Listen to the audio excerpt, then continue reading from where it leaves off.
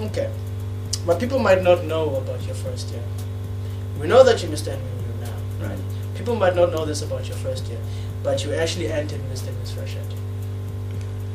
And you went all the way through to pre-judging. Yes. What's the story? Tell us what happened. Yeah, I entered Mr and Miss Freshette 2012. I signed my form, placed my picture, wrote my motivation. I handed it in at the SRC chambers. And then when we got to the pre-judging, it was leading up to Easter holidays, and so it was said that if you're gonna enter and if you do make it, you won't be going home for the Easter holiday. And me being me, and it being my first time leaving home, I told myself there's no way I'm not going home for that recess. And I was like, I really want to enter this pageant, but I really want to go home. So I decided to step out of the competition and withdraw my entering of the competition. Your spot. Yes, my spot. Yes. Because your spot would have been pretty much guaranteed. You see, so I withdrew from the competition because of that. Yeah. But that wasn't the only reason that you went to. That wasn't the only reason you went to. Oh, you yeah. didn't just want to be on the show, but you also wanted to dance as well with my crew. Yes, Yeah, crew. Which my crew baseline, of course, which was a very a good consolation, I guess, considering the circumstances. Yes, I wouldn't be taking part as a contestant, but at least I was going to be on the stage with my crew. So yeah, that was a good consolation for me. Before we get to baseline, I want to talk XM. Because even though you withdrew from Mr. and Miss Freshette, there was Mr. and Miss XM, which you entered.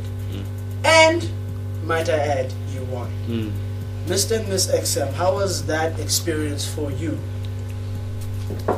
Considering it was your... Okay. We're going to have to take a small onion break because there's a knock on the door. So we're going to be right back with Lou right after this.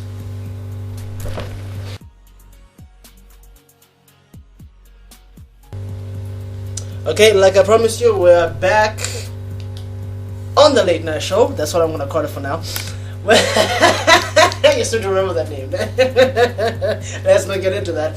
But we're back on the late night show, and we still have Lou in the hot seat. We are in here for, let's say, part 2, right after the ad break.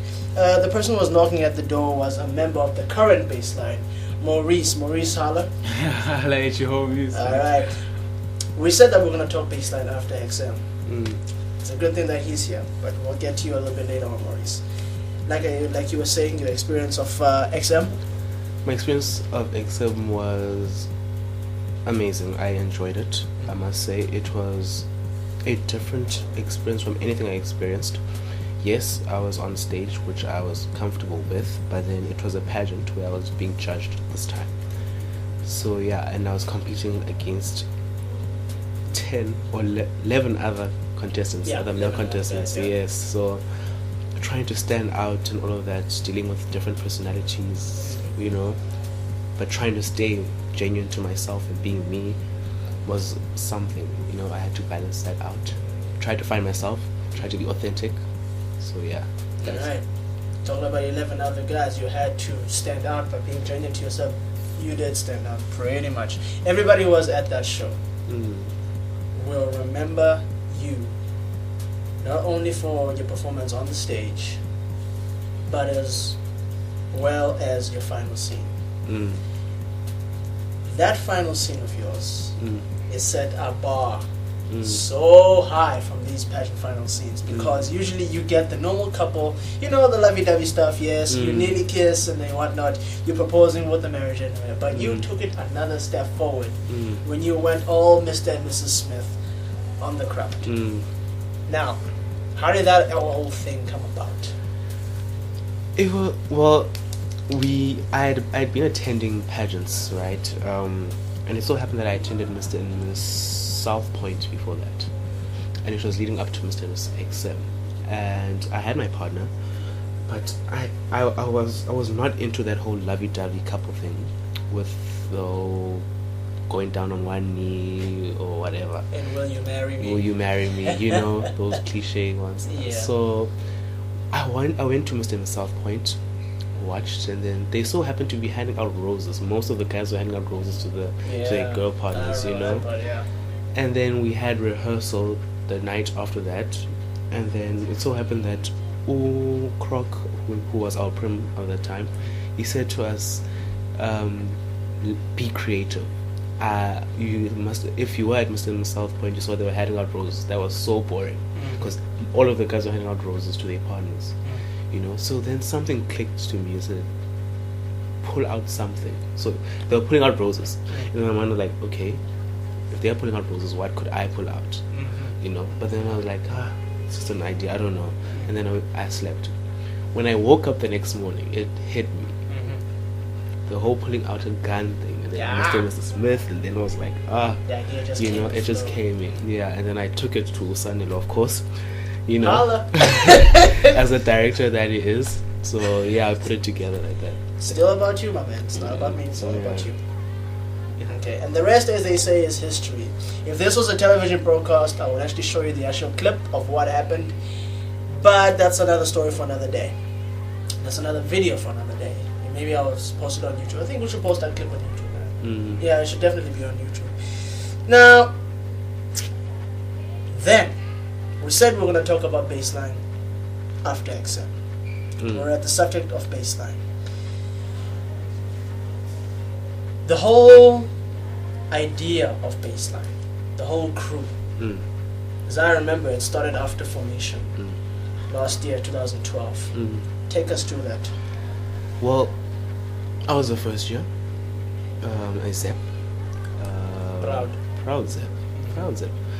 I arrived for formation and we had our choreographer, Mr. J. And so we danced, formation carried on for the week, the days, you know, the weeks. And then towards the end, it so happened that he was looking at potential members to join and start a crew with. And I so happened to be one of them, and then he approached me and told me, look here, I'm thinking of starting a crew. You know, we're going to perform at these pageants, there's pageants here, we're going to perform pageants at events. And if you're willing to join, please do. I'm giving you this offer. You can reject if you can't, but I really would appreciate if you join. And I joined. And then we formed Baseline. Yes, we had members, we've lost some. And yeah, he's still going today. Nice. And as I recall, there was a time that Baseline was down to 5 members. Yes, 5 members. The initial number of crew members, how many was it? I think we were about... Just so we can see the dynasty. Like 10. I think we were 10 or 11 of us. Yeah, and then we went down to 5. Yes. You know, those are some torrid times of Baseline. I had here ups and downs. I'll take that as a down to 5 members. I'll take that as a down. And oddly, and we went down to 5 members like 3 or 2 weeks before NMMU. Oh yeah. Oh, and you had to hustle. You had to make sure you had to. How can I say? What's a word? You had to improvise. Yes. That's the word. Improvise. You had to improvise on some of the stuff, which it ended up being actually a very, very great performance from Mr. Miss last year. Thank you very much. It's a very fantastic performance. I dig how you killed with Jay and Sia on that scene. Like you shot them, even though you didn't have a gun, because some of the guns slipped away. You shot them dead. But that whole performance, all top stuff. Also the downs. Oddly enough, before I get to the next one, while you were talking, I heard a voice on the outside of the window. The voice that I heard is actually one of the former members of Baseline from last year. I can identify the voice. I didn't hear the voice.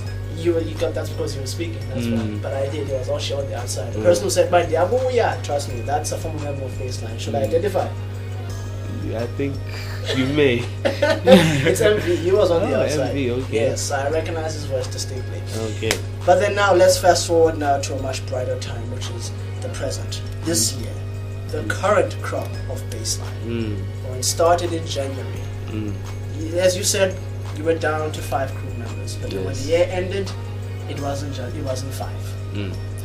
Well, after NMMU was still 5. We came back this year with a task of choreographing for formation for the first years this year, the Zeps and the Rovers this year. And like he did with us, Justin decided, or he said to me, we should actually scout for new members for baseline this year. So then we went out to do that. While we were teaching them, we kept an eye out for all the potential members, for all those who had that spark, who had that natural dancing ability. And yes, we found some good members. And you, boy, did you find some good members. Please, we were Claire's also Nandi, along with the dame who's also a veteran herself. Courtney as well, with Jacinta, who, okay, I'm not part of the crew now. Yeah, part of the crew now, but they were, they were scouted, they were the aforementioned members. As well as Usisna, they had to audition to get into the crew, and we put it through the entire summer and everything. That clip will still be uploaded. And then now we're here to the present. There are some new members as well, 2 new members who joined the crew, baseline. And one of them just happens to be the one who walked in, Maurice. He joined the crew. He was part of Mr and Miss Freshette for this year. He said that he was going to join the crew after Freshette. I personally didn't believe him. I don't know if you believe him. But he did. And he's part of the crew. Now, I want to know from you, and for this baseline as a whole, what do they mean to you? All those guys. They like family. I must say, they are like family. We have our ups, we have our downs. We laugh, we cry. I think all of those experiences really have brought us closer, and we've created memories that I think would last for such a long time, that we look back to or at when we all have grown older, and remember the kukure and all of those moves, and we've just grown to be such a strong, tight-knit family, and I really appreciate them.